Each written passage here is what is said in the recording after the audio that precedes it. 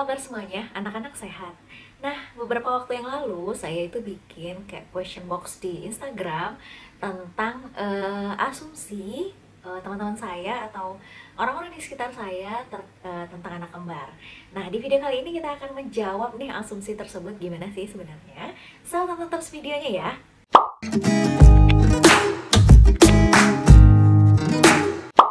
Nah, mulai yang pertama bahwa ada yang bilang bahwa asumsinya adalah anak kembar itu mirip.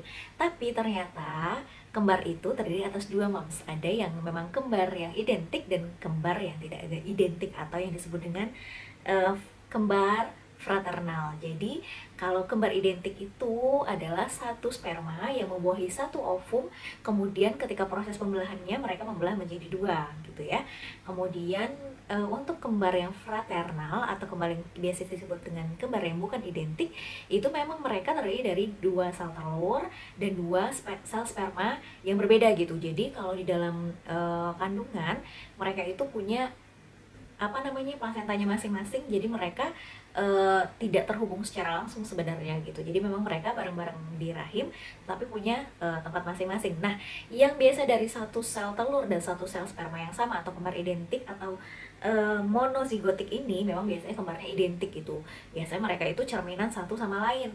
Tapi kalau kembar yang fraternal itu kembarnya nggak identik, mam. Jadi bisa aja berbeda, bahkan bisa beda jenis kelamin. Jadi kalau mamis melihat nih ada anak kembar yang satunya laki-laki satunya perempuan, ya itu mungkin saja karena memang mereka kembarnya fraternal gitu. Nah, jadi kembar itu belum tentu mirip ya, mam. Terus gimana dengan anak saya? Kalau menurut saya anak saya sih wajahnya nggak terlalu mirip ya, karena memang mereka kembarnya itu bukan kembar identik atau monozigot. Jadi mereka itu memang terdiri dari dua sel telur dan dua sel sperma yang berbeda gitu. Karena mungkin nanti kita bisa taruh di sini kita akan taruh di sini gambarnya. Dari awal kehamilan itu sudah terlihat ada duanya kantong. Jadi kayak pertama kali saya tahu hamil itu udah kelihatan tuh ada dua kantong seperti itu. Jadi ya mereka sebenarnya nggak mirip-mirip banget. Tapi mungkin kalau untuk teman-teman yang baru ketemu pertama kali sama Moza Razan, mungkin ngerasanya aduh mirip banget ya gitu. Padahal menurut kami sih enggak ya. Oke, lanjut ke yang kedua. Asumsinya adalah repot dan susah mengurusnya. Ya, namanya ngurus anak ya, Mams, pasti ada repotnya, pasti ada susahnya.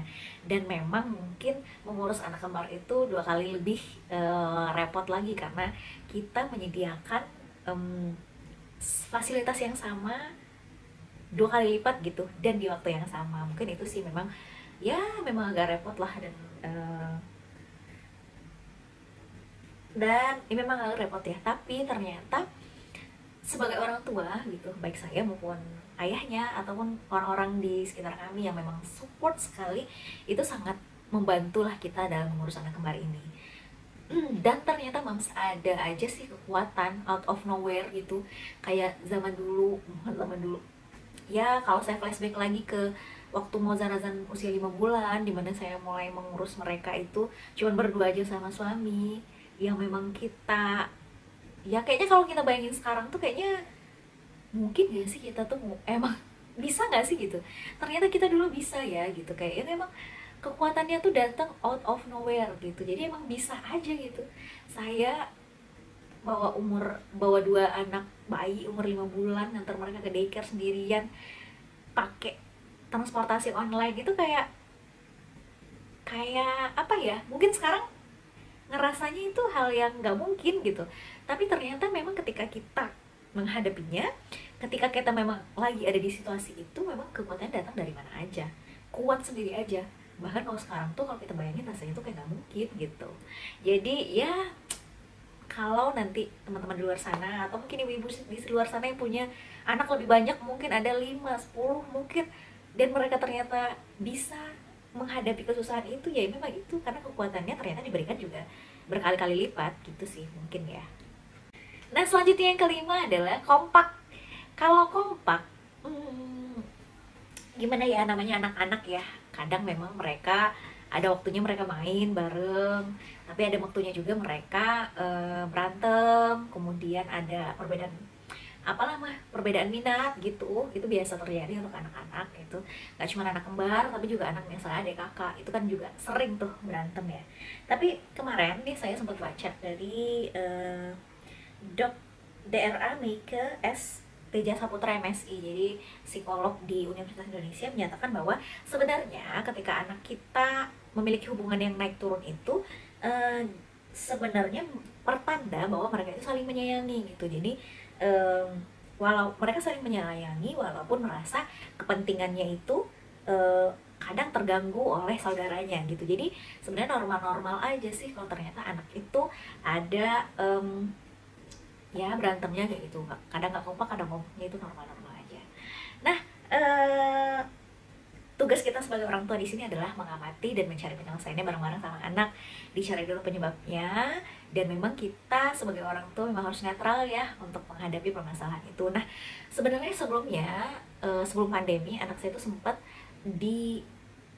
dititipkan di daycare yang memang konsepnya itu atau kurikulumnya atau apa ya namanya itu menggunakan pendekatan sentra. Jadi pendekatan sentra. Nah, di sana diajarkan ketika dia ada masalah bukan hanya dengan saudaranya, dengan temannya juga. Jadi misalnya kayak mungkin rebutan atau ada yang kepukul atau ada yang nangis karena satu orang tidak nyaman dengan tindakan dari temannya gitu atau dari saudaranya. Nah, mereka diajarkan untuk pertama cari dulu nih kenapa ada masalah itu. Misalnya ade ini si temannya juga pengen main yang sama gitu, boleh dipinjamkan.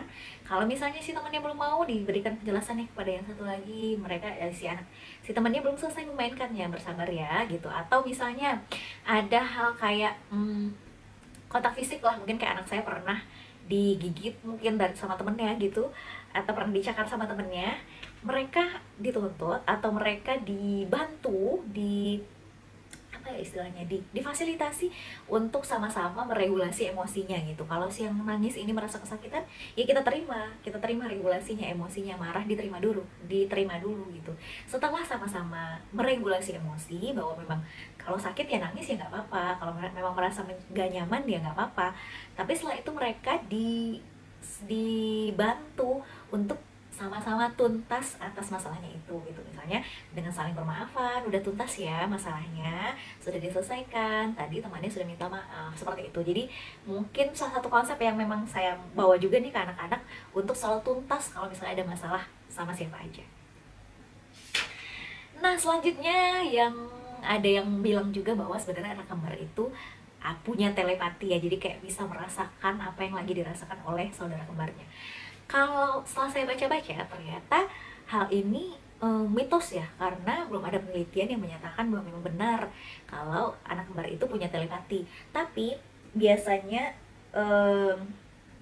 hal ini sering terjadi kepada yang kembar identik karena mungkin mereka karena ada kemiripan kemiripan sifat, terus kemiripan kebiasaan. Jadi seolah-olah yang kembarnya merasakan apa yang sedang dirasakan oleh kembarnya yang lain. Tapi kalau secara penelitian sih nggak ada ya, hal itu tidak terbukti atau belum terbukti, kita nggak tahu. Tapi hal itu bisa saja terjadi karena kekuatan bonding antara anak kembar ini gitu, karena mereka sudah bareng-bareng, sudah bonding nih, sudah saling bareng-bareng dari dalam kandungan, dari usia kandungan selama 14 minggu.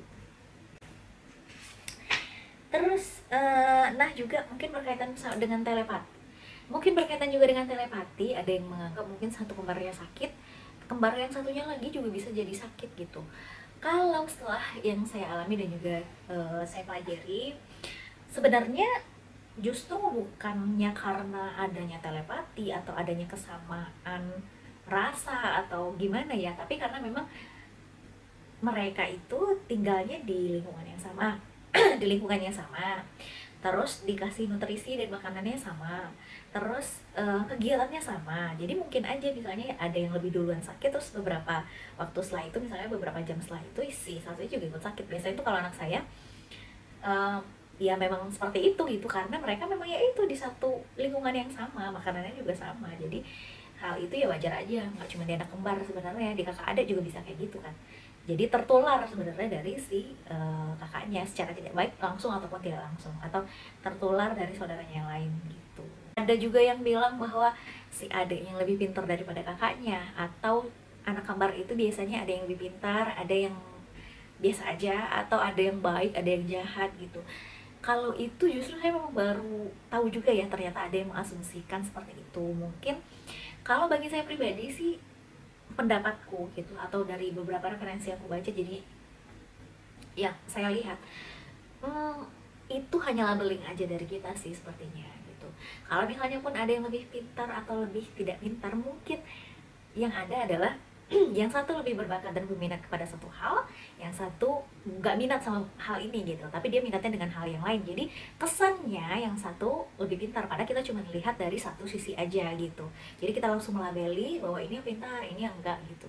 Sementara kalau untuk yang ada yang ngecap jahat atau baik, mungkin karena judgement dari kita juga, dari label dari kita juga gitu. Ini si ade baik ya, kakak nggak baik kayak gitu. Jadi akan tertanam nih ke dalam diri si anak yang sering dibilang nggak baik atau sering dibanding-bandingkan sama saudaranya, dan ini juga nggak berlakunya hanya di saudara kembar ya, itu bisa mengakibatkan dia benar-benar melakukan hal itu gitu. Jadi benar-benar mencap dirinya yang baik, jadi makin berperilaku nggak baik aja gitu. Jadi ini kayaknya mungkin label dari kita aja, tapi ya saya nggak tahu ya apakah memang itu benar atau gimana.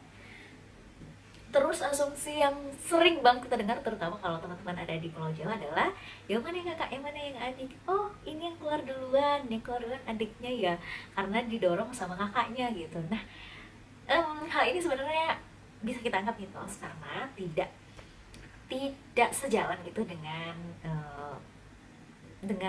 apa ya, dengan secara ilmiahnya bahwa anak yang keluar pertama adalah sebagai kakaknya gitu. Karena uh, tanggal dan waktu kelahiran itu kan ditentukan dari tanggalnya, jamnya. Jadi dokter pasti akan bilang yang keluar pertama adalah si kakaknya gitu, karena dia lebih tua, walaupun dia cuma 2 menit, 3 menit, 5 menit, 10 menit, tapi tetap aja yang keluar pertama adalah kakaknya gitu. Tapi ya kalau teman-teman mau beranggapan hal itu ya monggo aja sih, tapi kalau dari yang saya cari tahu bahwa memang yang kakak yang keluar pertama. Nah, mungkin segitu dulu kita menjawab asumsi dari teman-teman semua tentang gimana sih anak kembar. Semoga ya ada hal yang bisa kita ambil dari sini, bahwa ternyata anak kembar itu ya nggak selalu mirip, dan mungkin nggak sesuai dengan ekspektasi banyak orang gitu. So, sampai di sini aja videonya. Terima kasih sudah menonton. Dah.